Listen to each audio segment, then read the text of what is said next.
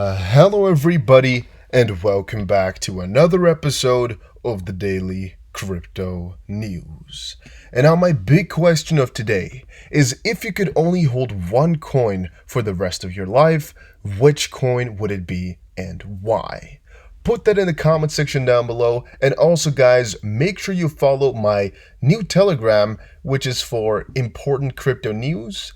I'm just going to try share important crypto news articles that you guys must read in here. So check it out. I won't be posting in a spammy way, just whenever I think it's really, really important. And if you guys want more than what I'm doing now, just let me know. I'm still looking for a good balance. Whenever I see something really, really important, I share, but I think I'm going to have to do maybe 2 articles a day so people don't forget about it. And I mean, there's always 5 important ones, but I try to filter really, really important. So just go and follow it or subscribe to it, and let's go on with the video. First of all, this whole DeFi trend is really, really going quite far. The yield farming frenzy has put over $3.4 billion into DeFi liquidity pools. Over 1.4 billion is locked up in 4 liquidity pools on Uniswap. And I really like to see this because just a very short time ago, we were talking about 1 billion, right? It's a couple of months ago, it was 1 billion. Now, look at these numbers right here. Total value locked in DeFi a little while ago was almost 15 billion, which I find ridiculously crazy to think about even. I'm quite confused with how this all is growing like this, knowing it's so volatile and so crazy. But all right, according to survey results, 93% of yield farmers report upsides of 500% in ROI, with most of the LPs providing an annual percentage yield API of more than 1,000%. So basically, a lot of people tenfolded their money, which is again why a lot of people are still into this type of stuff, because it's been growing for a very, very long while already. However, it's just so risky, and I really can't recommend people to get into it even. Several regional banks are researching central bank digital currency initiatives. The U.S. Federal Reserve, the country's central bank, has been researching digital currencies along with several regional federal banks. The detail was revealed by Loretta Master, president of the Cleveland Federal Reserve Bank, at a virtual event on Wednesday. Mester said several staff members of reserve banks, including Cleveland Fed software developers, are contributing to the research effort. Previously, only the involvement of the Federal Reserve Bank of Boston was publicly known. The regional Fed bank has been working with the Massachusetts Institute of Technology, MIT, to experiment with technologies that could be used for a central bank digital currency. In June, the Federal Reserve Bank of New York also partnered with the Bank of International Settlements, BIS, to research CBDCs along with other fintech areas. While the Fed staff is researching these things, Mester said no decision has yet been taken on how to proceed. Quote, experimentation like this is an important ingredient in assessing the benefits and cost of a central bank digital currency, but does not signal any decision by the Federal Reserve to adopt such a currency, said Mester, adding, issues raised by central bank digital currency related to financial instability. Let's go again. Issues raised by central bank digital currency related to financial stability, market structure, security or privacy, and even monetary policy all need to be better understood. All right, now, I think most people get the article right here because it's just saying that there were only a couple of pieces of the puzzle known before, which says only Boston publicly made it that they were busy with all of this. And now, even though we don't know when all these parties started and whether or not this is really an advancement in which we are learning right now that they are progressing or something like that. Look at it this way: have they been doing this for a very long time, but they are just now telling us this, or is it really just now that they've started doing this? That's the big part that I want to know about, because otherwise, it might not even be a big announcement at all. It might just be a cool little piece of info. But if they just started right now with working on all of it, yeah, then that's really, really positive. On the contrary, though, it's pretty negative because they're late.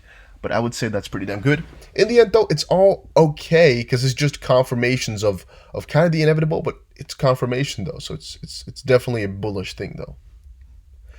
Ripple posted earlier today over on Twitter. Want the latest Ripple insights directly to your inbox? Subscribe to our newsletter for all the latest in the cryptocurrency and blockchain world. I find it interesting how Ripple has now decided to go over to some very heavy strategies. By the way, this is posted with Hootsuite. So knowing that Ripple right now is really trying their best to get themselves heavy, or at least a behemoth on social media. Now, I also noticed with my keen eyes that Ripple has really not grown that much in terms of followers on Twitter. They were growing for a very long while at a very rapid pace, but for the longest time now, they've really deteriorated that growth, even though it looked like Ripple was having some pretty heavy Twitter campaigns. So I'm wondering, have they stopped the campaigns now? Is it not working, or have they trimmed down, or are they going for a different campaign of like awareness and not followers, or what's their plan? Is their plan not to get to 1 million followers for that easy number, or what's their purpose? What's their plan? I don't know. What I do know though is that they're not going as quickly as I thought they would have gone, which is a little bit disappointing to a certain degree. And by the way, those newsletters, yeah, you can go and support them if you want to, but it's not that important, I'm guessing, because every time they post something, it is most of the time already known by the community, because it's often that they report on such things after it's already been made public by one or two figures, and it's just like official whenever it comes out, but it's already too late to reap some benefits of the profits and such. XRP Crypto Wolf just posted, top Silicon Valley billionaire fund manager Chamath Palihapitiya says he's sizing up his Bitcoin holdings. Chamath said, I've made some great bets before, but nothing compares to my Bitcoin bet in 2012 and sizing up. Slugging percentage, PS, hold. So the fun part about all these things is that I'm always telling you guys that it's very important for these guys to get into Bitcoin first, because into XRP they'll get eventually anyway. Like the big connection is just getting them into crypto. The smaller part is getting them to switch from a certain crypto to another one. That's definitely, guys, a very, very small step. Is it easy to get them onto Bitcoin? No. But for a lot of these guys that have been here for a little while, all it takes for newer players to come on is for them to just kind of showcase or update people on the fact that they're still holding, or on the fact that they're still interested, or anything along those lines. Like this billionaire here has been in it for a very long while, yet most of the people did not know. Why? Because he might have been quiet on it for a little while, maybe a couple of years, or maybe he's just not that adamant on promoting it on Twitter and things like that. And whenever he posts it, people are like, oh, this billionaire just spoke on that, or this guy just did this and that. And that doesn't just only work on Twitter, but it works in every single sector. People start to really heavily talk about that, and it just gives some verification and some idea of safety or security, because some bigger players are also taking this bet with you. And I think that's pretty nice to think about. Another one that XRP Crypto Wolf just posted, Ripple SBI Holdings, PayPal, and KPMG participated in a private pre-release of BRD's new Blockset technology. BRD HQ's new initiative, Blockset HQ, is a B2B blockchain compliance for crypto companies, financial institutions, and government agencies. Okay, that's pretty damn cool. Is it big? Most likely not, but maybe. Maybe. It's a compliance thing, so it's always necessary and always cool. And then Ripple will participate in Mojo Loop's efforts to collaborate with central banks, financial institutions, and non-governmental organizations in harnessing power of the Mojo Loop platform to improve payment ecosystems, by Ripple's head of social impact, Ken Weber. Yeah, we knew about this, but again, it's always good to know more about this type of stuff. You can read the full article here, the full Q&A, Ken Weber. It reads, Q&A with Mojo Loop Foundation Director Ken Weber, Head of Social Impact Ripple, about the whole situation. Questions like, what led Ripple to first engage with Mojo Loop, and why did it become a sponsor member of the Mojo Loop Foundation? Why is financial inclusion critical to Ripple?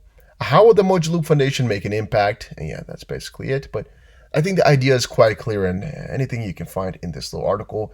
However, I'm assuming most of you guys know all about it already. I mean, it's just everybody Everybody's going to need it. I think those things are too obvious to go into much detail for. What is more important today, though, guys, is this DeFi craze, man. I have a couple more articles I'm going to be talking about a little bit later today about just DeFi and how it's really changing people and how the behavior is just insane. Together with that, of course, the bigger insecurities in this world, like the US dollar and the big election, things like that. But again, that's for another video. Hopefully you guys enjoyed this one and learned something new. If you did, make sure you press the like button and subscribe, and I will definitely see you guys again in another crypto video. Take care, everybody, and have a very nice day.